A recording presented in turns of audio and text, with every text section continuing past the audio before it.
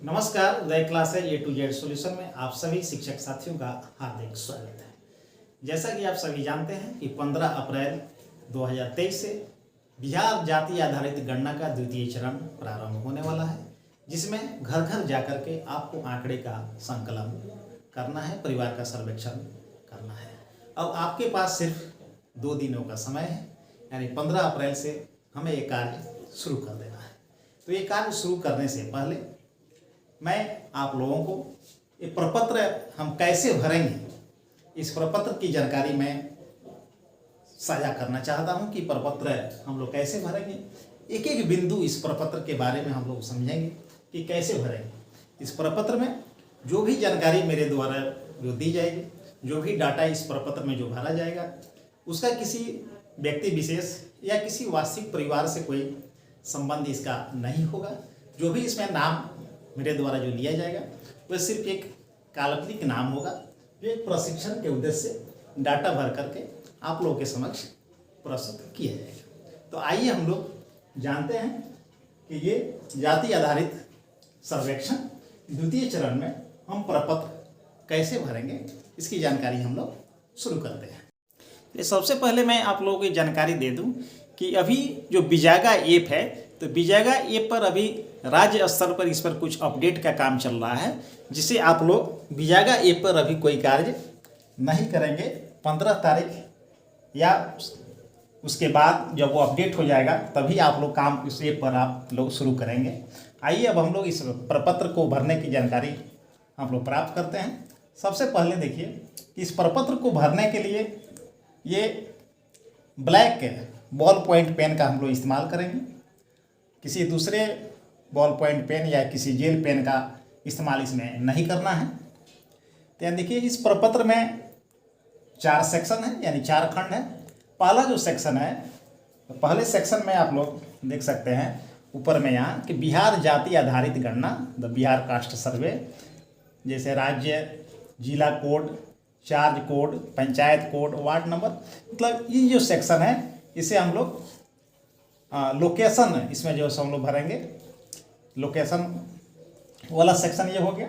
उसके बाद दूसरा सेक्शन ये है जहां आपको परिवार के सदस्य का पूरा नाम, पिता का नाम, प्रधान के साथ संबंध और उसके क्वेश्चंस और उसके कोड जो भरने हैं, तो ये हमारा आंकड़ा कोड हो गया।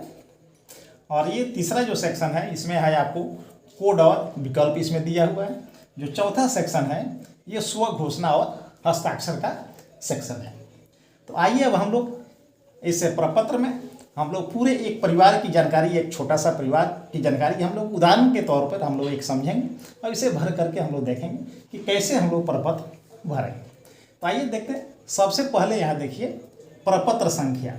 ये जो प्रपत्र मैं अभी जो आप लोग बता रहा हूँ, आप लोग देख रहे हैं यहाँ, ये सिर्फ प्रशिक्षण कार्य हेतु है, प्रशिक्षण के लिए है। ये ओरिजिनल प्रपत्र नहीं है।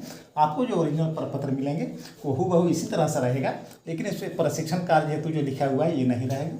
और आपका सीरियल नंबर, प्रत्येक प्रपत्र का जो सीरियल नंबर होगा, प्रपत्र संख्या होगा, वो अलग अलग होगा। चलिए, तो सबसे पहले यहाँ भरना है राज्य। और जो भी इसमें हम लोग डाटा जो हम लोग इसमें भरेंगे, तो इसे एकदम देवनागरी अक्षरों में आपको यहाँ भरना है। तो राज्य में हमने भर दिया यहाँ पर बिहार। जिला कोड जैसे मान लीजिए हम जिला कोड भर दिए 09। चार्ज कोड जैसे मान लीजिए 13। पंचायत कोड तो 007। Ward code 002। गणना ब्लॉक 069। उपगणना ब्लॉक यहाँ नहीं है कोई, मान लिया। मकान सूचीकरण अनुसूची के अनुसार। अब जब आप प्रथम चरण में जब मकान सूचीकरण जब करने गए थे, जो आपने भवन संख्या दिया था, वो भवन संख्या आप यहाँ जो सो भरेंगे। जैसे मान लीजिए कि भवन संख्या है आपका 001, मकान संख्या 001, परिवार की क्रम संख्या 01, परिवार में कुल सदस्यों की संख्या तो 04। एक चीज़ इसमें जो ध्यान देंगे कि इसमें जो भी अंक का प्रयोग करना है वो अरेबिक अंक का प्रयोग करना है। जैसे 1 लिखेंगे तो सीधे 1 खींच देना है, 7 लिखेंगे तो सीधे 7 लिख देना। 7 को काटेंगे हम लोग नहीं, 4 इस तरह से लिखना है। 9 लिखेंगे तो सीधे 9 लिखेंगे, उसे हम लोग घुमाएंगे नहीं। इस तरह से हम लोग लोकेशन कोड को हम लोग भरेंगे। अब यहाँ देखिए कि परिवार के किसी पुरुष सदस्य के जाति प्रमाण पत्र का क्रमांक यदि उपलब्ध हो, यदि उसे परिवार के किसी पुरुष सदस्य का जाति प्रमाण पत्र यदि उपलब्ध हो तब उसे मांग करके हम यहाँ भरेंगे। यदि वो देना चाहते हैं तो नहीं देंगे, तो कोई प्रेशर नहीं बनाना है। यहाँ देखिए गांव मोहल्ला का नाम, वर्तमान पता, तो जो भी उनका वर्तमान पता होगा, जिस गांव का नाम होगा उस गांव का नाम आप लोग यहाँ लिख सकते हैं। वर्तमान पता में यहाँ पर जो सो आप लोग वर्तमान पता में आप जो सो लिखेंगे वहाँ का नाम पता। राशन कार्ड संख्या यदि निर्गत हुई, यदि उस परिवार में राशन कार्ड यदि निर्गत है तो उसे आप लोग राशन कार्ड संख्या आप लोग भरेंगे। अब जैसे पिन कोड, अब पिन कोड यहाँ भरना है तो पिन कोड आप भर सकते हैं कुछ भी, जैसे मान लीजिए कि 845401 हमने यहाँ भर दिया। ठीक है, चलिए एड्रेस है, चलिए एड्रेस भी हम मान लीजिए कुछ यहाँ भर देते हैं, जैसे गांव मोहल्ला यहाँ लिख दिए कोटवा,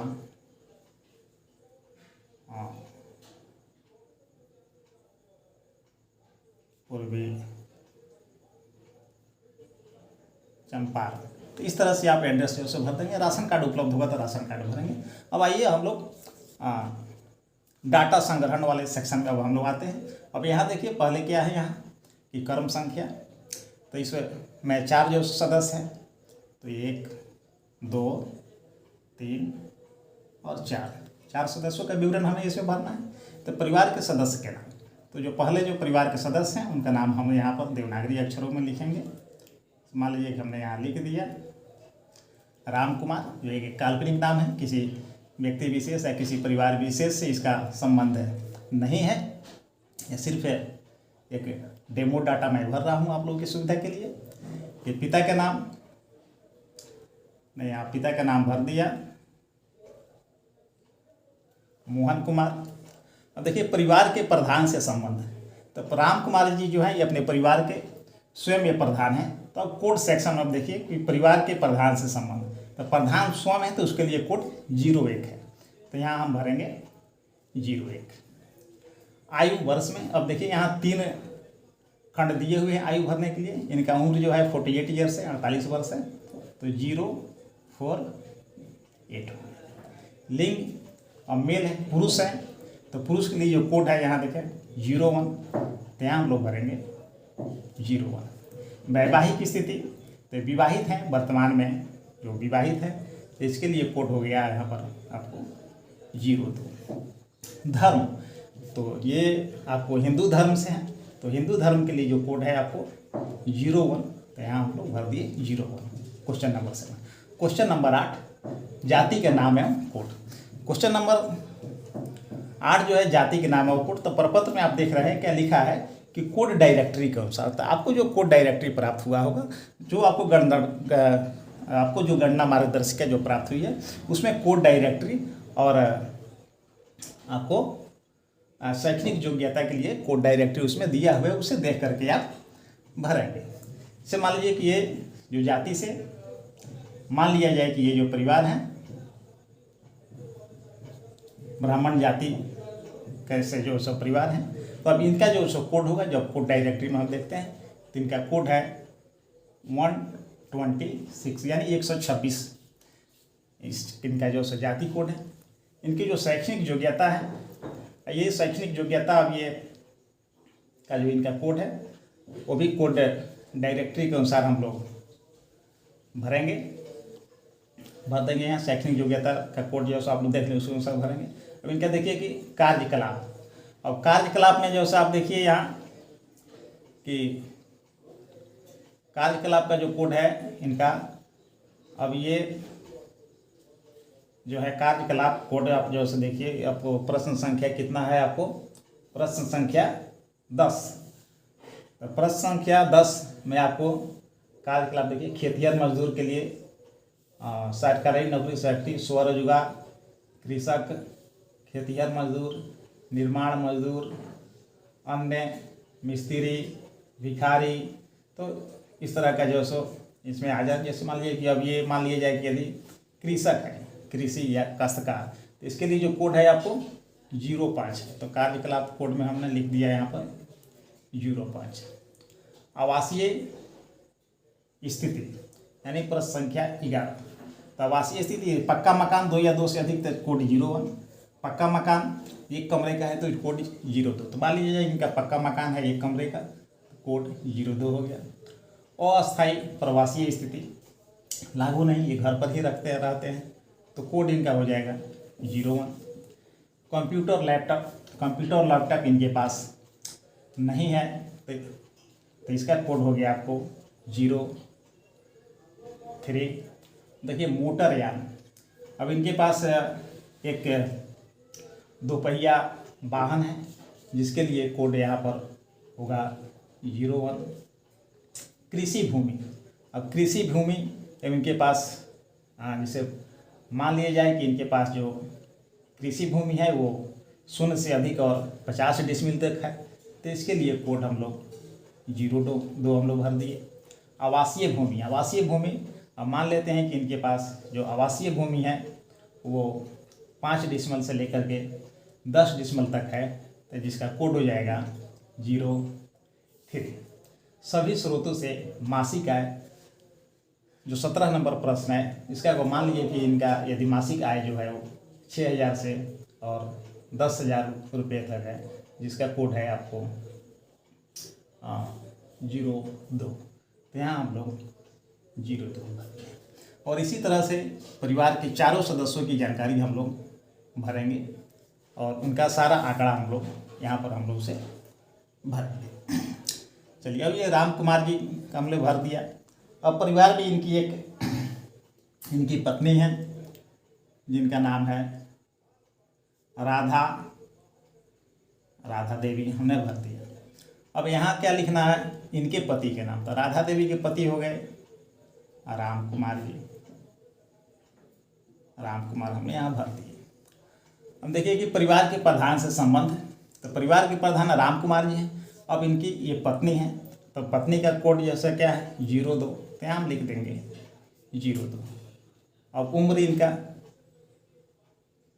45 ईयर्स, लिंग स्त्रीलिंग है 02, वैवाहिक स्थिति 02, धर्म 01, जाति इनका भी वही होगा। यदि दूसरी जाति से बिलोंग करती होंगी तो दूसरी जाति का नाम लिखेंगे, उस जाति का कोड हम लोग यहाँ भरेंगे। इनकी शैक्षणिक की योग्यता जो होगी वो पूछ करके हम लोग जैसे लिखेंगे। कार्यकलाप, अब ये जैसे कार्यकलाप इनका समझ लीजिए कि गृहिणी है, कुछ नहीं करती हैं तो गृहिणी का जो कोड है आपको 14, तो गृहिणी का कोड हम यहाँ भरेंगे 14। आवासीय स्थिति इनका भी हो जाएगा 02। आवासीय अस्थायी प्रवासीय स्थिति ये भी हो गया 01। कंप्यूटर लैपटॉप के पास नहीं है। मोटर यान इनके पास नहीं है तो यहाँ पर हम लोग भरेंगे कुछ नहीं, जो कोड होगा आपको 06। कृषि भूमि, अब देखिए कृषि भूमि जो भी है वो इनके पति के ही नाम पर है, इन्हें नहीं है तो इनके लिए हम यहाँ पर कोड 01 हम डालेंगे 0। आवासीय भूमि भी हो जाएगा आपको यहाँ 01 0। सभी स्रोतों से जो आय होगा तो गृहिणी के लिए वो लागू नहीं है तो यहाँ पर हम यहाँ भरेंगे कोड हो जाएगा आपको 08। इस तरह से हम लोग सारा डिटेल हम लोग भरेंगे। अब यहाँ देखिए, यहाँ हम ये शैक्षणिक योग्यता हम जो सो छोड़े हुए हैं कि कोड से देख करके भरने के लिए, चलिए इसे भी हम लोग भर ही देते हैं क्योंकि डेमो है। तो जैसे राम कुमार जी, और ये जो इनकी जो शैक्षणिक योग्यता है यहाँ इंटरमीडिएट है, इंटरमीडिएट के लिए जो कोड है वो 12 है। इनकी पत्नी राधा देवी जो है वो 5वीं पास है तो 05। इस तरह से ये पूरा हो गया राम कुमार जी और इनकी पत्नी राधा देवी जी का डिटेल हमने पूरा जो सो भर दिया। अब यहाँ है ये आधार संख्या स्वेच्छा से, यदि आधार संख्या ये राम कुमार जी राधा देवी जी अपनी आधार संख्या स्वेच्छा से देते हैं तो ये भरेंगे, नहीं देते हैं तो हम इनसे इसकी डिमांड हम लोग नहीं करेंगे। चलिए, इनके परिवार में जो तीसरे सदस्य हैं ये हैं आपको एक ललन कुमार जी, जो राम कुमार जी के पुत्र हैं। तो अब यहाँ पिता के नाते इनके पिता हो जाएंगे वहीं राम कुमार जी। चलिए, राम कुमार जी। और परिवार के प्रधान से साथ इनके पुत्र हैं, तो पुत्र या पुत्री का जो कोड है वो 03 है, यहाँ भर दिए 03। आयु जो सो वर्ष में, अब इनका जो एज है वो आपको 20 ईयर्स 20 वर्ष इनका जो सो 20 वर्ष इनका जो सो एज है। स्लिप हो गया यहाँ पर, ध्यान रखेंगे आप लोग से इस तरह की गलती जो सो नहीं है। लिंग अब जो सो पुल्लिंग है तो लिंग हो गया इनका आपको 01। वैवाहिक स्थिति अभी अविवाहित है, तो अविवाहित के लिए जो कोड है वो आपको 01। धर्म हिंदू 01। जाति इनकी नहीं हो गए ब्राह्मण। कोड 126 126। शैक्षणिक योग्यता अब ये ITI जो सो किए हुए हैं, तो ITI के लिए जो शैक्षणिक योग्यता का जो कोड है वो आपको 13 है। कार्यकलाप और कार्यकलाप अब इनका जो है वो आपको इनका स्वरोजगार है, तो स्वरोजगार के लिए कोड जो है आपको यहाँ पर 04 है, यहाँ भर देते हैं 04। आवासीय स्थिति हो गया 02, उसी मकान में भी रहते हैं। अस्थायी प्रवासी स्थिति अपने गांव में ही इनकी जो स्वरोजगार है तो 01। कंप्यूटर लैपटॉप अब इनके पास कंप्यूटर और लैपटॉप है, लेकिन वो इंटरनेट के साथ नहीं है, इंटरनेट के बिना है, तो इसके लिए कोड यहाँ पर हम लिख देते हैं 02।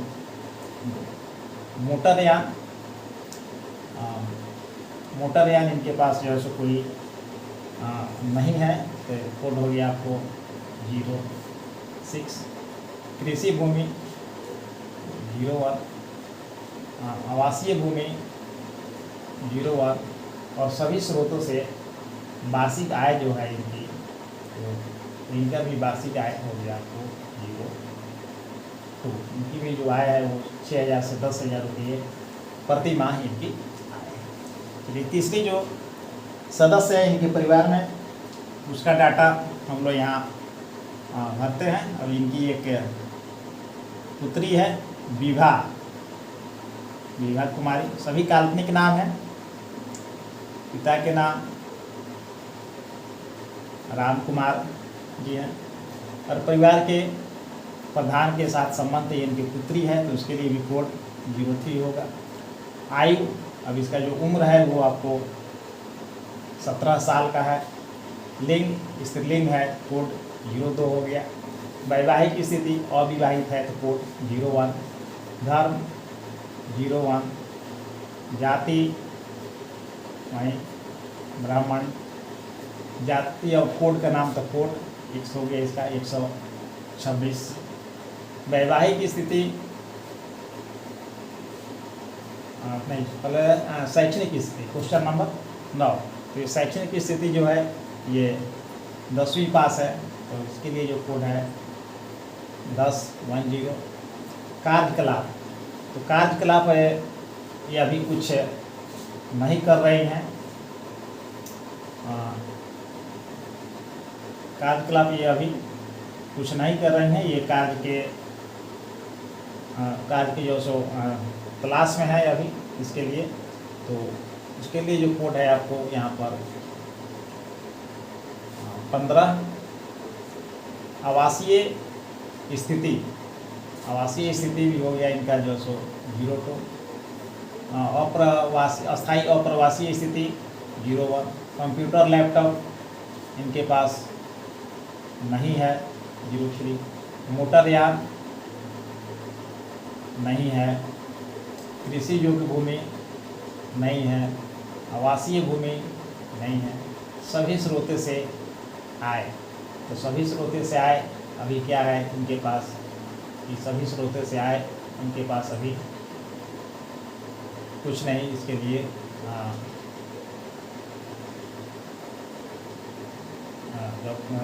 कार्यकलाप कोड है, हम जैसे यहाँ क्या भरे हैं देखिए, कार्यकलाप कोड है 15, मतलब ये कुछ नहीं करती है तो इनका आय भी कुछ जो सो नहीं होगा। तो यहाँ पर जो सभी स्रोतों से जो आय का जो कोड होगा, यहाँ देखिए कार्यकलाप कोड 13 से 15 के लिए लागू नहीं, तो इसका भी जो सो कोड हो जाएगा यहाँ पर कितना 0। आधार नंबर यदि ये देंगे तो हम लोग भरेंगे, नहीं देंगे तो नहीं भरेंगे। इस तरह से प्रत्येक परिवार का आंकड़ा संग्रह हम लोग यहाँ भरेंगे और इस सेक्शन में उसे हम लोग सही उसे हम लोग भरेंगे। अब आता है यहाँ पर जो लास्ट में है ये स्व घोषणा और हस्ताक्षर। यहाँ देखिए कि मैं घोषणा करता या करती हूँ कि मेरे द्वारा परिवार के संबंध में जो उपयुक्त सूचना दी गई है वह मेरी जानकारी और विश्वास में सत्य है और इससे मैं किसी सदस्य की गणना अन्यथा नहीं कराई गई। ये परिवार के मुखिया द्वारा ये जो सब घोषणा किया जाएगा। अब यहाँ देखिए यहाँ कि परिवार के प्रधान का कर्म संख्या, तो इस परिवार के जो प्रधान है, जैसे मान लीजिए यहाँ परिवार के जो प्रधान है ये राम कुमार जी, किस कर्म संख्या पर है तो 1 पर है, तो यहाँ 1 लिखिए। अभी कोई ज़रूरी नहीं है कि आप जिस परिवार की गणना करने जा रहे हैं उसके मुखिया क्रमांक 1 पर भी हो। परिवार के मुखिया जो प्रधान जो है वो किसी भी क्रमांक के हो सकते हैं और जिस क्रमांक पर वो होंगे वही क्रमांक हम लोग यहाँ अंकित करेंगे। यहाँ पर उनका जो है हम लोग हस्ताक्षर करा लेंगे। परिवार के प्रधान का हस्ताक्षर करते हैं तो ये अंगूठा का निशान लगा तो अंगूठे का निशान लगा लेंगे। यहाँ पर गणक का हस्ताक्षर होगा और उसके बाद यहाँ पर पर्यवेक्षक का हस्ताक्षर होगा। अब इस प्रपत्र पे काम कर लेने के बाद हम लोग मोबाइल ऐप पर हम लोग काम करेंगे और जो डिटेल इसमें जो डाटा इसमें जो से भरा गया है वही डाटा हम लोग मोबाइल ऐप में ही हम लोग भरेंगे और इस बार कोड को हम लोग स्कैन करेंगे अपने मोबाइल ऐप में जा करके, ताकि इस प्रपत्र में जो जानकारी भरी गई है वो और जो मोबाइल ऐप में जो जानकारी है दोनों का टैगिंग हो सके। इसके लिए बार कोड के स्कैनिंग जरूरी है। अब देखिए अब ये लोकेशन कोड जो है ये कहाँ से प्राप्त होगा, तो आप प्रथम चरण में आप गणना करने आप उसी गणना ब्लॉक में गए थे जिस गणना ब्लॉक में आप अभी जा रहे हैं, तो इसकी जानकारी आपको पहले से है। यदि नहीं भी है आपको, यदि कहीं आप भूल रहे हैं, तो जैसे ही आप अपना गणना ऐप जो है सो आप खोलेंगे, बीजागा ऐप खोलेंगे, जैसे ही आप उसको क्लिक करेंगे, लॉगिन करेंगे, तो ये लोकेशन कोड जो है जिस परिवार को आप क्लिक करेंगे उसका लोकेशन कोड, ये सारा डिटेल जो है सो आपको उसका भवन संख्या, मकान संख्या, परिवार कर्म संख्या, उसमें कितने जो सदस्य हैं, ये सारा डिटेल उसमें जो है सो आ जाएगा। आप उससे भी इसको आप लोग ये लोकेशन सेक्शन आप उससे भी आप भर सकते हैं। उसके बाद बार कोड स्कैन करेंगे और प्रत्येक परिवार के प्रत्येक सदस्य की जानकारी जो है सो भरेंगे और उसके बाद हस्ताक्षर लेंगे, परिगणक अपना हस्ताक्षर करेंगे और सारी जानकारी भरने के बाद अपने ऐप में उसे आप लोग क्या करेंगे, आपको रिव्यू एंड सबमिट करेंगे और वो पर्यवेक्षक के पास चला जाएगा। इस तरह से आप सभी ये गणना प्रपत्र जो है उसे भरेंगे और उसे मोबाइल ऐप में आप उसे जो सो अपलोड जो सो करेंगे और उसके बाद वो पर्यवेक्षक के पास चला जाएगा और उसमें किसी भी प्रकार का यदि आप एडिटिंग करना होगा तो पर्यवेक्षक ही कर सकते हैं। यदि कोई नया जन्म हुआ होगा तो पर्यवेक्षक के द्वारा ही जोड़ा जाएगा। हाँ, यदि उस परिवार में जैसे मान लीजिए कि यहाँ पर यदि 4 सदस्य हैं, उसमें से किसी सदस्य की यदि मृत्यु हो गई है तो आप उस ऐप में जो आएंगे मृत जैसे ही आप सिलेक्ट करेंगे तो उसे आगे का डाटा आपको लॉक हो जाएगा। लेकिन 4 सदस्य आपने मकान सूचीकरण के समय आप जो सो भरे हुए हैं तो 4 सदस्य आपको यहाँ लिखना पड़ेगा और मृत सदस्य की भी जानकारी आपको इसमें देनी पड़ेगी। और जो नए सदस्य जो जन्म लिए होंगे तो नए सदस्य का भी जैसे जो क्रमांक 4 जो पूरा हो जाएगा तो यहाँ 5वें पर नए सदस्य का नाम भी आपको, यदि किसी नए बच्चे का जन्म हुआ है या नई बहू आई है तो उसका भी नाम आपको यहाँ नीचे लिखना होगा। यहाँ कर्म संख्या उसका नहीं देंगे लेकिन नाम उसका यहाँ पर लिखेंगे और उसका डाटा यहाँ पूरा हम लोग लिखेंगे ताकि पर्यवेक्षक को इसकी जानकारी हो सके और पर्यवेक्षक उसकी जांच करके और फिर वे अपने ऐप से उसे जोड़ेंगे। जो 4 पदाधिकारी को एक अलग कलर में दिखाई पड़ेगा और 4 पदाधिकारी पोर्टल पर उसकी जांच जो करेंगे और उसके बाद जो वो सबमिट करेंगे तो फिर वो जिला 4 पदाधिकारी के पास चला जाएगा। इस तरह से गणना कार्य चलाना जाएगा। और भी आप लोगों को यदि कोई समस्या कोई चीज़ यदि आप जानना चाहते हैं तो आप कमेंट बॉक्स में आप अवश्य अपने प्रश्न पूछ सकते हैं। कोशिश करूँगा आपके सभी प्रश्नों का जवाब यथासंभव दिया जाए। उम्मीद है कि आप लोग भी ये जानकारी अच्छी लगी होगी। यदि अच्छा लगे तो आप मेरे चैनल को लाइक, सब्सक्राइब एवं कमेंट अवश्य करेंगे। यदि आप अभी तक आपने मेरे चैनल को सब्सक्राइब नहीं किया तो सब्सक्राइब अवश्य कर लें, ताकि आपको मेरे प्रत्येक आने वाली वीडियो की जानकारी मिल सके। धन्यवाद, फिर मिलेंगे अगले वीडियो के साथ।